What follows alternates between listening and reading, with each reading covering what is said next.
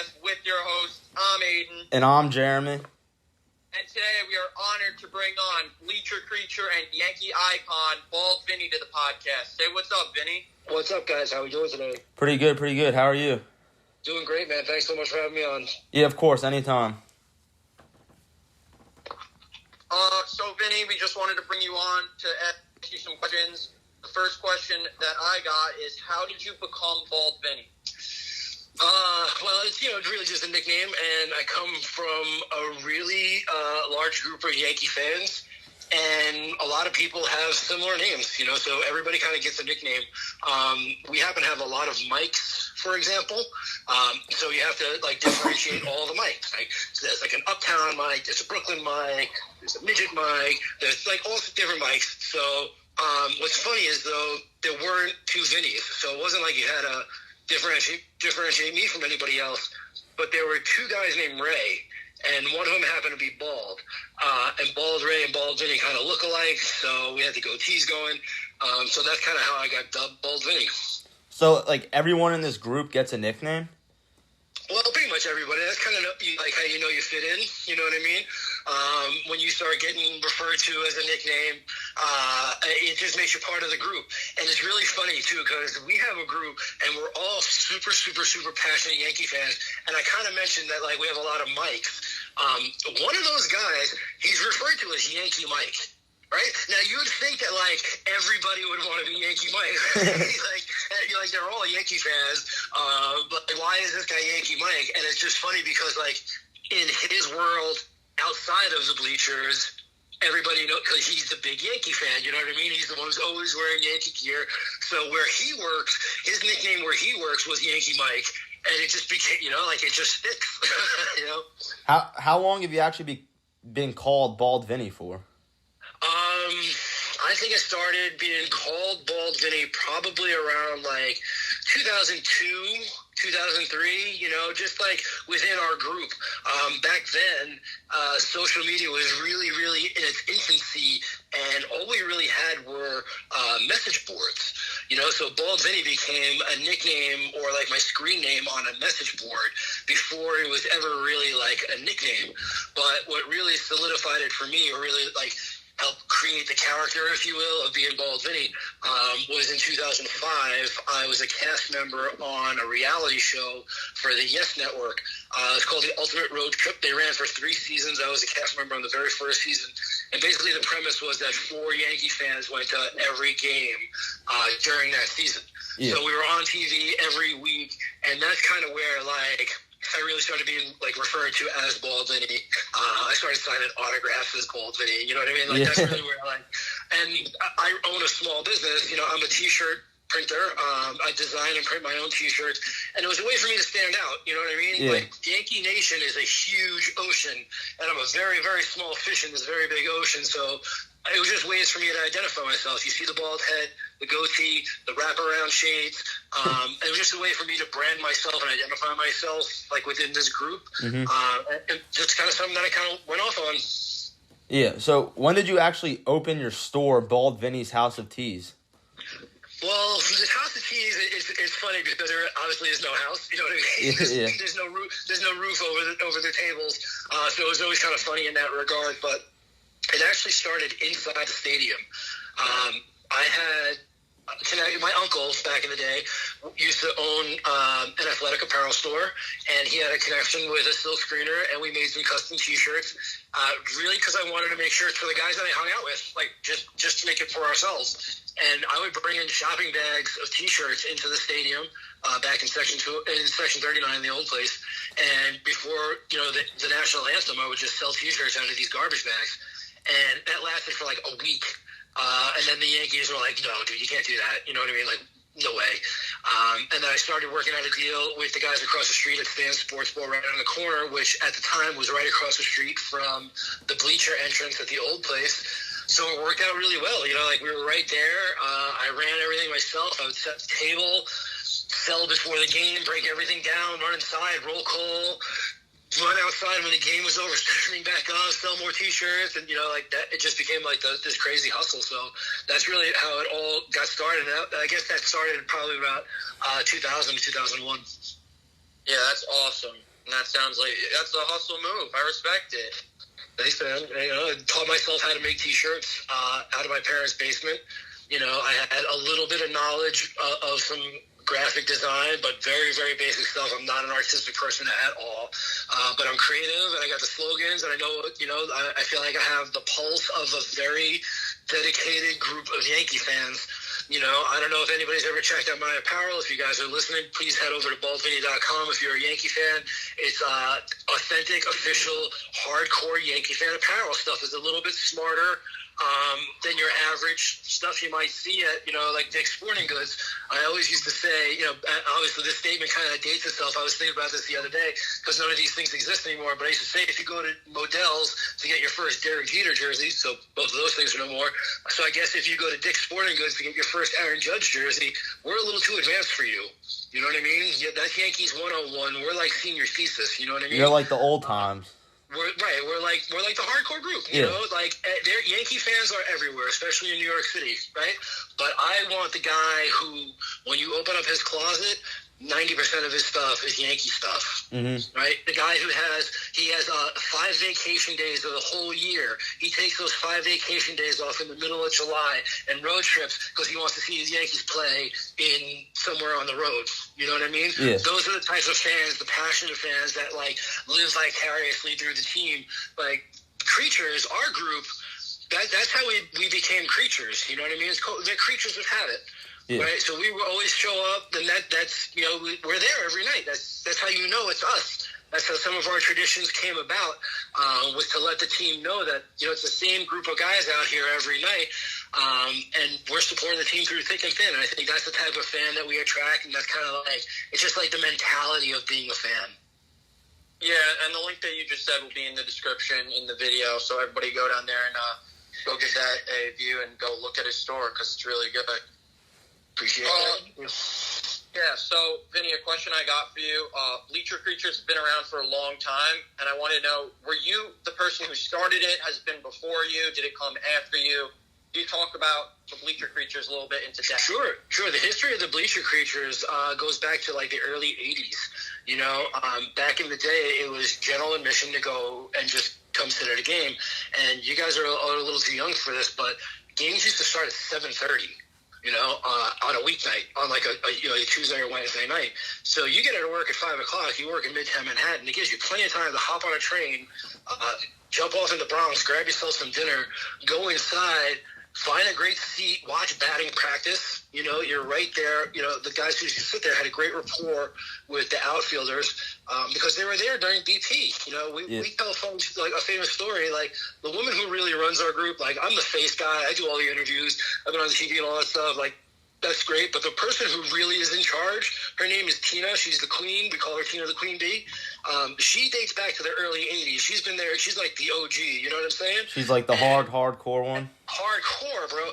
And we tell funny stories about back in the day because those games started so late. And, used to come off of work. She worked at a restaurant. She would bring food up, and Dave Winfield would come to the fence during BP, and she would give him food, and he would eat food out of his glove. Really? And, he would come by and be like, Tina, what's for dinner tonight? And he's like, I got chicken, I got this. Oh, yes, send some over. And it was just the rapport that we had with a team that dates back to the 80s. And back then, we were just called the regulars. It was just the regular guys who showed up. We got named the Creatures, like quote unquote the Creatures, by Al Troutwig back in like the early mid 90s. And that's kind of really how the group got dubbed, the Creatures. But yeah, we're Creatures of Habit, and that's really how it all kind of evolved. Yeah. When did you actually join the group? Right after I graduated college. I lived on Long Island. I worked in the city. I lived in Queens at times, and originally for me it was like, am I going to just go home and watch the game by myself on my couch? Or at the time it was $6. For $6. You think about that. For $6 you can go watch the Yankees live. I was like, sold. Like it was super, super easy. And then like when I really started becoming involved with the group, I had a great boss. I used to work in advertising, and I was like low man on the totem pole, you know? Yeah. Like, I always was waiting for work. Like, every time, until the supervisors did their job, I couldn't do my job because I had to get all the corrections and revisions and stuff. So we worked out this great little deal. She would let me bang out. I would go to the game, 7 o'clock game. Game would be over at like 11:30. Instead of going back home to Queens, I would go right back into Midtown, go right back into the office, and everything I needed was waiting for me on my desk. All my work was there. And when you're alone in the middle of the night and you just have work to do, like your 8-hour workday, you do in like an hour. You know what I mean? Yeah. So I would stay there. I would bang it out till like 1:30 in the morning, leave all the work there for her. It was always great. And then I got to come in the next day at like 10:30. 11 o'clock. You know what I mean? It was super flexible, and it allowed me to go to 50 games, 60 games.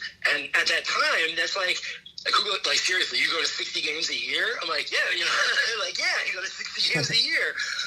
And then for a while, there was a time where I didn't miss a home game for like a 6-year stretch. You know what I mean? Really? That's insane. Yeah, it's crazy. It's crazy. It's crazy. Is there like requirements to be in the Bleacher Creatures, like that you have to keep up with?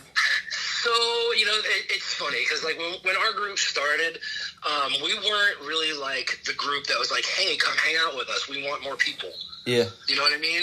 We were our own tight-knit group. You had to like earn your way in. It wasn't like, I have a bleacher ticket. I sit in the bleacher. I'm basically a Bleacher Creature. That's not how it used to be. You know what I mean? You had to like prove yourself. You had to go to like 30 or 40 games, or else nobody knew you. You know what I mean? Like, people could show up just because, like, if I don't know you, you're not like part of the crew. You know what I mean? Yeah, like you have to earn your trust. Like, we're a group, you know what I mean? Like, we all hang out pregame. So if you're not at our pregame spot, you're not part of the group, right? You know what I mean? You can be there and hang out. Now, obviously, a lot of that's changed over the years, you know, just social media, just accessibility. Obviously, at the old stadium, you couldn't get to the bleachers unless you had a bleacher ticket. Right? Yeah. You couldn't hang out with us unless you bought a ticket to hang out with us. So that was their own thing. Like, we were closed off from the stadium because it was a cheap ticket. Now, at the new place, anybody can go wherever the hell they want, right? And obviously, we encourage more people. You know, now it's all about including people and making everybody part of it. And obviously, that was something I had to really, really work hard for because I run the business based on it, right? Yeah. So if we don't include more people, my business doesn't grow. If I'm only limited to the 75 guys who we call quote-unquote real Bleacher Creatures, I don't really sell anything, right? So that was part of the thing, and that was kind of a struggle I had, with the guys who came before me. Like, why are you making money on this? Well, you know, I'm putting the time and effort into it. If you want to put the time and effort into it, you can make the money on it, but you don't have that drive and that determination. You know, if somebody's going to do it, I'm going to do it. You know, you can't hate me for doing it, but that was some of the struggles, especially very early on. But it came to the point where, like, look, I'm earning it. You know what I mean? I'm here every day. You're not here every day. When it came to, like, the third year in a row where I made perfect attendance, like, well, who are you going to talk to? You know what I mean? Like, at that point, you really, you kind of earned it. So, that's kind of just really how it evolved. Yeah, and like you said before, like, at the beginning of your career, like, social media wasn't as advanced as it is now. So how has social media really helped you become Bald Vinny and meet the fans and expand your brand? Social media didn't exist at all back then. You know what I mean? Like, yeah. I didn't really see, like, Facebook really didn't come about until I was on that road trip show. That was really the first time I was ever exposed to that. But now it's awesome for me because, number one, it's free. Number two, it's a great way for me to expand my reach. You know, when I was just working on River Avenue, my only audience were the people who passed by my table. Now I'm able to put stuff out on the internet. The people who are Yankee fans, they share it with other like-minded Yankee fans. And guys that are in California, Florida, Texas, are able to get those pieces in New York that they don't get because they don't come up here. And it's been huge. It's been keeping me in business for years, you know. It allows me to pre-sell stuff. So I don't take much of a hit in case like ideas don't always work out. So it's been really, really valuable to harness that. I wish it was around 15 years ago, 20 years ago, because I could have done, we could have done so many different things and whatever. But I love the being able to connect Yankee fans with the Yankees. That's always been my goal. And if I could do that through social media, it's awesome. Yeah, social media is huge, and obviously it's helped you out a lot. So you talked about the ultimate road trip that you were on in 2005. So you went to every Yankee game. What was that like? And also, what was the coolest stadium that you were at during those games? 2005, the best stadium we went to was Seattle that year, but my favorite stadium on the road, I think, is San Fran. The road trip show was great because it was a great opportunity to do baseball stuff. Like when we signed up, we're like, yeah, we're going to travel with a team. We're going to do this, that. It wasn't like that. You know what I mean? We were there to shoot a TV show, and that's really what the focus was. And like we didn't really understand that. Like most reality TV, it gets filmed, say for like 6 weeks or whatever. Then they take like 6 weeks to edit it. And then they air it like somewhere down the line. And by the time they air it, it's been like, months. Yeah. We were shooting, editing, and airing on a weekly basis. So the stuff you saw on Sunday's episode happened up to the previous Friday. So it was so tight that they couldn't really develop any storylines. There was no like drama arcs like you would normally get in reality TV, which I personally think was a really missed opportunity because it could have made some good reality television. Just personal like drama that I was going through at the time probably would have been really, really good TV, but instead we were doing like tours and games and like running up the stairs of the Sears Tower and going on duck tours in Boston and all sorts of silly stuff. So yeah, but it was a great opportunity. I mean, again, when you boil it down, what Yankee fan would not want to go to every single Yankee game? Right? Yeah. Right. And I'm sure. Not only did you get to experience every Yankee game that season, but you also experienced all these big cities in the country. I'm sure that was a great experience too. It was awesome. Of course, you're seeing what really drove it home for me. Again, I had already made T-shirts at that point, but what really solidified the business for me was seeing Yankee fans in the Midwest. You know what I mean? I'm like, yo, you're in Minnesota. What? He's like, dude, it's Derek Jeter. You don't understand. I'm like, well, now I kind of do understand. And I feel like that's only with Yankee fans. You don't really see that with many other franchises. It's the storied history that plays into it, and all the World Series, and the pride and prestige that goes with the whole organization. There are Yankee fans everywhere, and that's what really made me like focus on that kind of segment. The really hardcore fans, the really dedicated fans, and that whole year opened up my eyes to like the really hardcore fandom. Yeah, I'm a huge Orioles fan. I've been an Orioles fan all of my life. So when did you actually become a Yankee fan? I think you're born into fandom, you know what I mean? Like you say, you're a fan your whole life. When I was little, and I'm talking really, really little before I was even in elementary school, so like 5 years and under, I spent a lot of time at my grandmother's house. And obviously my father's mother, he has two brothers and a sister, and the youngest brother and the youngest sister both lived with my grandmother at the time, and they were Yankee fans. So we just watched the Yankees. I was born in 75, so you obviously have the 77, 78 team right after that, and that's all fresh and young and impressionable, and it just kind of Yankee fans since birth. I think most fans who are hardcore, passionate fans of their team will say the same thing. It's just something you're born into. Yeah, Vinny, so you're a huge Yankee fan. You've probably been to – how many games do you think you've been to, first off? Probably about 1,500 or so. I mean, I kind of stopped counting like a long time ago, but I guess about at least 1,500, probably more. I don't know. So that's a lot. That's a tough question. I'm going to split it in two since there's two stadiums. The old stadium, my favorite game would be Boone's walk-off home run, because that game was just like the most roller coaster of emotions ever. We had our head in our hands. We thought we were going home as losers. And then to win that game, I don't think my feet touched the ground on the whole way back to the train that night. And then I guess at the new stadium, we'll probably be winning in 2009, only because that was like our first real year as like quote unquote part of the organization, where like the team really acknowledged the Bleacher Creatures as a group. We got to do things and fundraise with them and like do fun stuff, and they really like acknowledged our participation, because prior to that, at the old stadium, they didn't really care for us too much.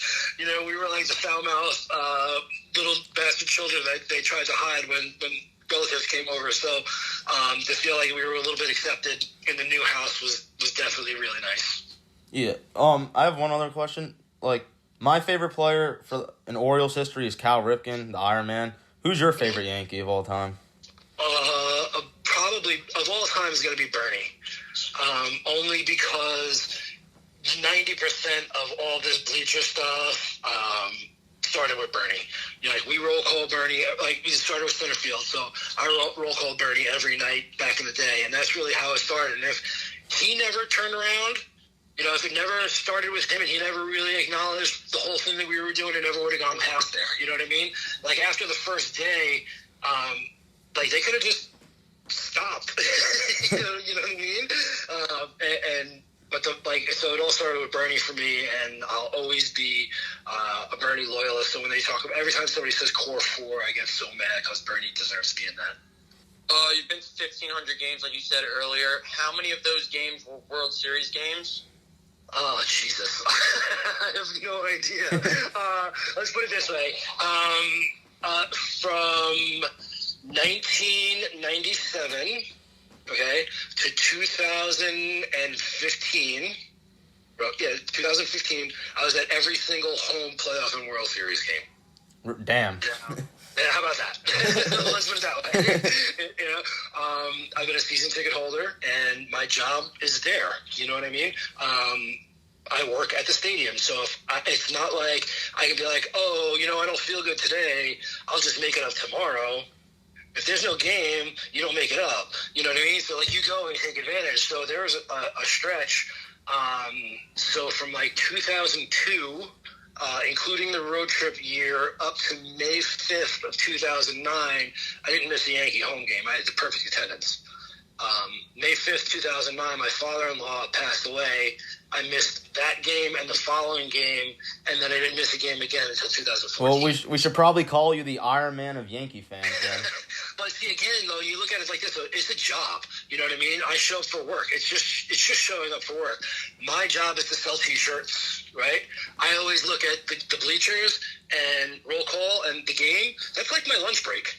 You know what I mean? I'm on break at that point because that's when I can kind of hang out. I'm really there to work and hustle. And if anybody who comes up to the Bronx, any listeners, you come up to the Bronx, you come watch us. We hustle because there's a lot of competition out there. So me and whoever's working for me, we're out there. We're engaging with Yankee fans. Come over. Look at this stuff. Look how it's different than everything else you see on this block. Oh, you want to know? Oh, I make all this stuff. You know, I design, and that's how you engage, and that's how you get new customers. And that's how those customers bring you new customers in the future. So up until game time, I'm hustling and working. The game, and I mean, cheering does not work. You know what I mean? Roll call does not work. Getting on a bench and screaming your face off is so therapeutic. If you've never done it, I highly recommend it. You could have the worst day on the face of the planet. You get up on a bench and scream, you will feel better. I guarantee it. So all that stuff is fun. The game stuff was all fun. The work was before and after the game for me. What do you want people to know about Bald Vinny that they might not know already? I think what I would want everybody to know is that I do it all alone. You know what I mean? It's funny. I always get emails that say, hey, you guys, or can you forward this to such and such? Can you forward this to the shipping department or the order processing department? Like, I am every department. You know what I mean? I run this business from top to bottom, whether it's design, printing, inventory, website management, mailing orders out, printing labels, and going to the post office. It is a one-man show. So the support that I get from Yankee fans is invaluable. Without them, like, I wouldn't be able to keep this going. Like, why would you want to keep this going? You know what I mean? Yeah. It's a lot of goddamn work. But to be able to get Yankee fans a little bit of piece of the stadium or the Bronx when they couldn't otherwise get it, it's really why I started this business. You know, I wanted to be a conduit between the fans and the team. If I can give you a little piece of Yankees that you couldn't, or again, remember when I started this business, guys, right? The old guard, Derek Jeter, Paulie, Posada, Bernie, O'Neill, those weren't guys that were on social media You know what I mean? They were behind a closed door. You didn't know anything about what happened over there.